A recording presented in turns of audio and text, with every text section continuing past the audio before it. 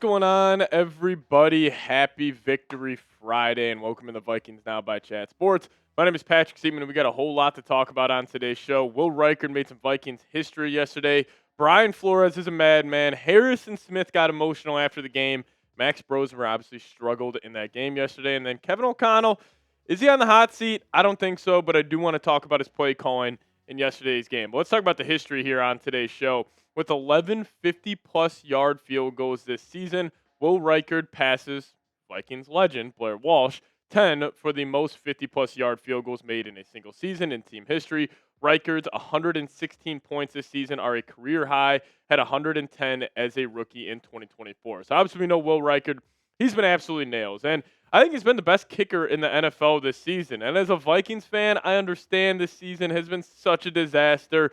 You know, we all had some big-time playoff hopes, but for the first time in franchise history, it feels like we legit have the kicker situation figured out. This guy is just, nails under pressure. Like, if it's a game-winning kick, if it's an end-of-half kick, it doesn't matter if it's from 50, 55, 60. I got full faith in Will Reichard knocking it through. That's the first time in a possibly ever being a Vikings fan, when that kicker would hit the field, we'd all kind of be a little gun-shy, a little nervous if he's going to make it. But for Will Reichard, you feel confident every single time. But he was a big reason why the Vikings ended up beating the Lions yesterday. And if you guys are hyped up about the Vikings sweeping up the Detroit Lions, go down there, hit that thumbs up icon, like today's show. Let's see if we can get 500 likes on today's episode.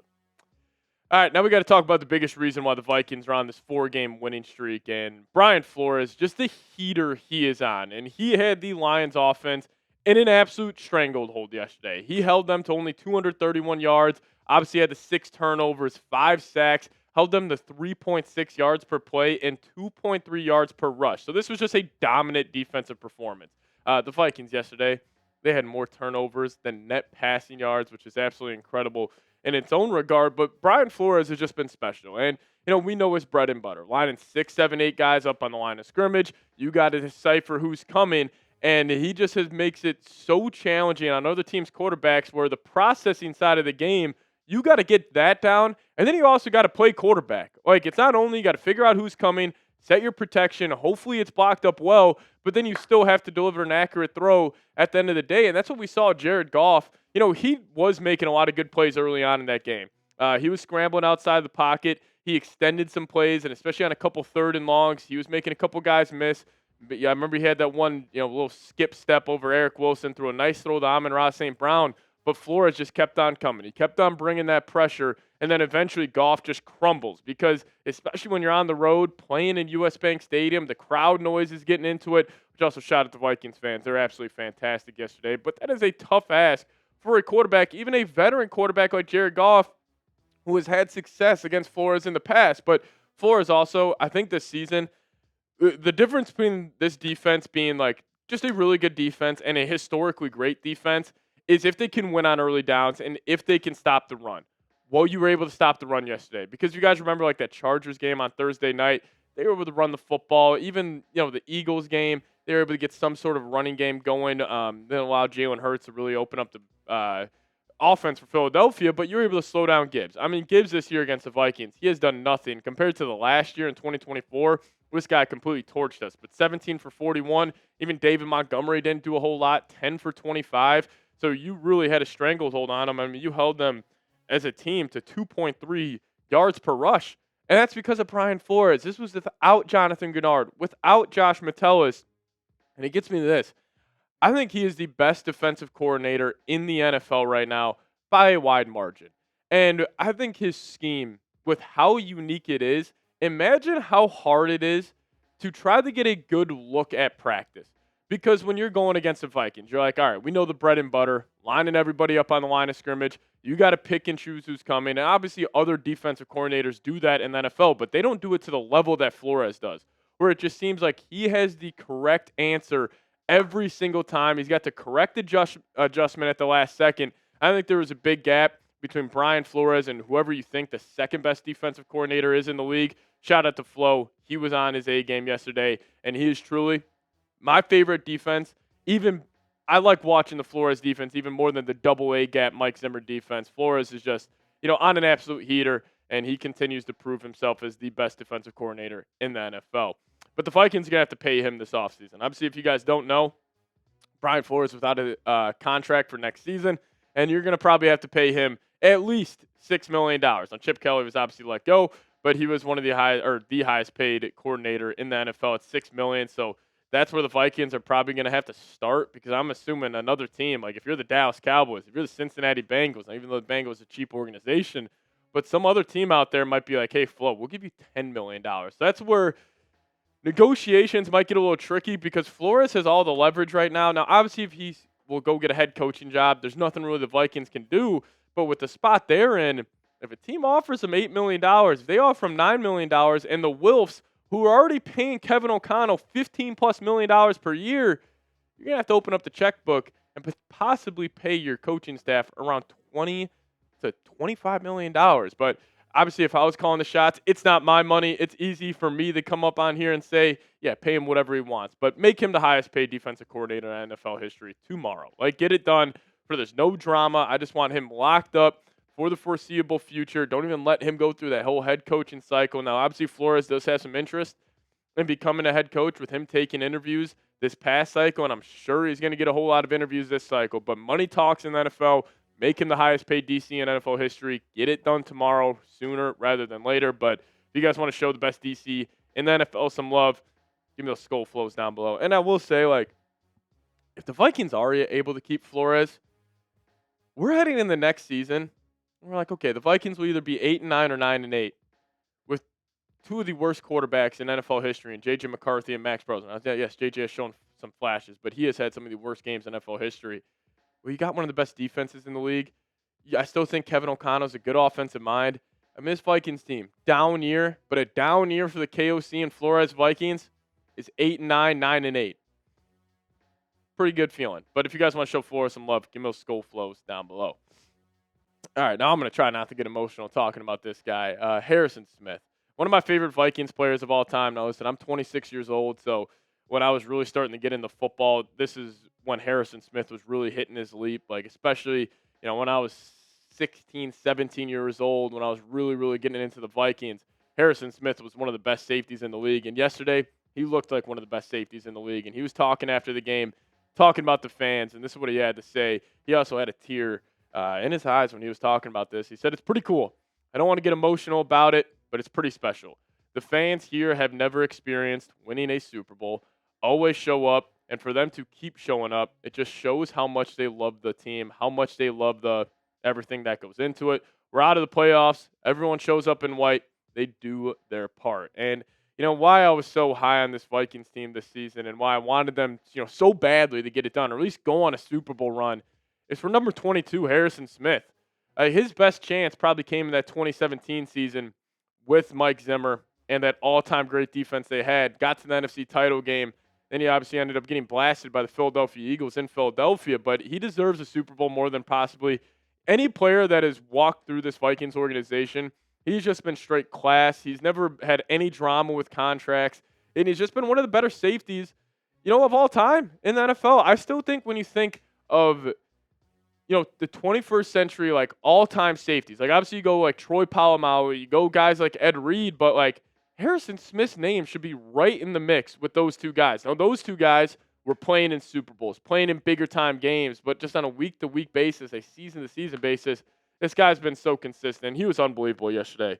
He is so good at disguising.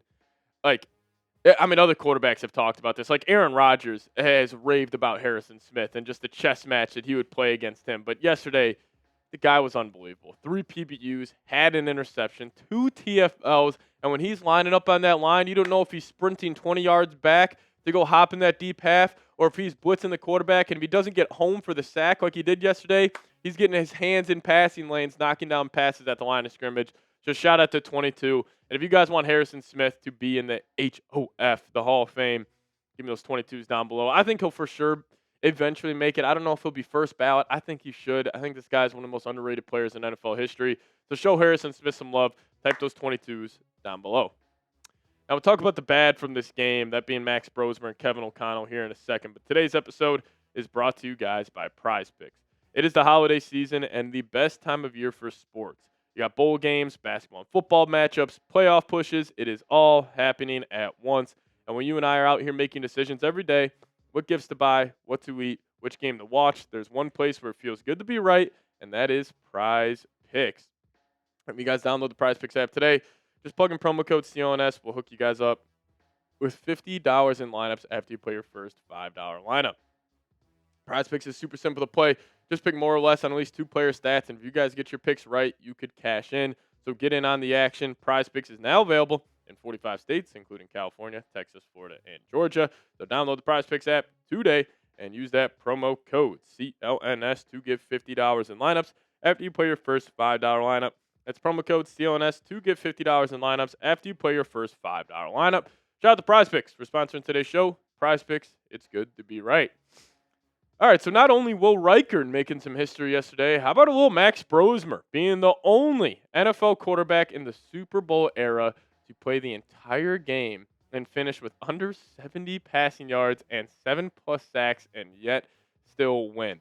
Now, I don't think I did a good enough job during a watch party yesterday really recognizing how bad Max Brosmer was yesterday. And obviously we called it out in certain spots, but I was just so enamored with Brian Flores and what they were doing defensively that you kind of looked up. And I remember it was right as the fourth quarter was starting, and I'm like, the Vikings have 5 takeaways, and we have 13 points. What the hell is going on? They just start realizing it would be the same thing over and over again. Vikings take the football away. They go 3 and out, kick a field goal, takeaway, 3 and out, field goal, takeaway, 3 and out, lose 10 yards. You got to punt it back. The offense was flat out terrible. Max Brosmer, 9 of 16. 51 yards, had no feel. And I feel awful saying this because Max Brosmer is clearly a good guy, and he doesn't need some jackass like me getting up here on YouTube saying he might be the worst quarterback that they have ever seen in their life, but he might be. Listen, he's a UDFA. He shouldn't be in this spot regardless. His first or second career start in the NFL, his first one was on the road against the Seahawks. Now his second one was on Christmas Day on Netflix, taking on still a good Lions team without his starting tackles. I felt bad for Max Brosmer yesterday. He just might be one of the worst quarterbacks that has ever won a game in the NFL with one of the worst performances. But, hey, shout out to 12. You got the win. That's all that matters. But now let's talk about his head coach and his play caller, Kevin O'Connell. Kevin O'Connell yesterday was not good. Now, like I was just saying, he had one of the worst quarterbacks in NFL history playing in Max Brosmer. He didn't have his 2 tackles, didn't have TJ Hawkinson. But I just still feel like when I'm watching a Kevin O'Connell offense, it still reminds me of just a pitcher in the MLB with one good pitch, where he's got that 104-mile-an-hour fastball, and when that fastball is on, when he's cooking with it, he looks like one of the best pitchers or one of the best head coaches or play callers in the NFL. But when he doesn't have his tackles, when he doesn't have his starting quarterback, his offense does not just look bad, it looks historically bad. Now, if the Kevin O'Connell offense, without McCarthy, their starting quarterback, or without their tackles, and it did just look serviceable, this wouldn't be this big of a deal to me. But when you have that much of a fall off, where I'm assuming if Kyle Shanahan's calling the shots for the Vikings, or an Andy Reid or another one of these coaches is calling the shots, it doesn't look as bad as it did yesterday because you still have Justin Jefferson, Jordan Addison. You still got a good running back in Aaron Jones. You should be able to just somehow surface up at least a serviceable offense. But yesterday, just like the Seahawks game, just even like the Packers game, like the Kevin O'Connell offense, you can really put it in a stranglehold. And that was probably my biggest concern. Yesterday was a really good day for the Vikings organization. Great win, but that offense, when they got one hand tied behind their back, it can look really bad, and that's what it looked yesterday. Pretty bad performance from KOC and crew. But if you guys could pick a head coach for me, who you rocking and rolling with? You going with Brian Flores, or if you're going with Kevin O'Connell? We'll have a video coming out this weekend talking about these two. If the Vikings, if push does come to shove, where they got to make a decision on Flores or O'Connell, I'll give you guys my thoughts on that on a future show. But let me know your thoughts down below. We'll get on out of here. As always, Skol Vikes.